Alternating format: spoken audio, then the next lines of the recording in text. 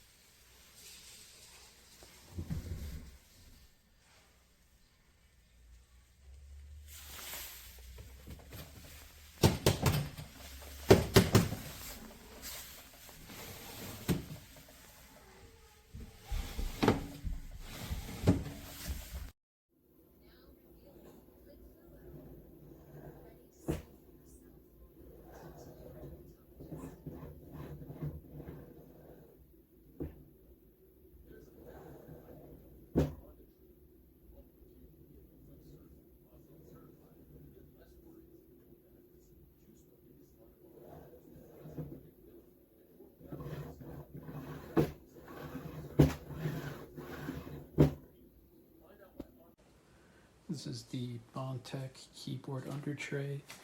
It's very easy to install.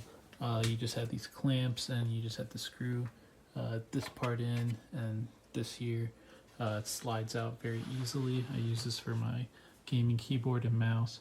The only thing I wish was that it had a bigger block on the back so that my mouse doesn't just fall off all the time like that.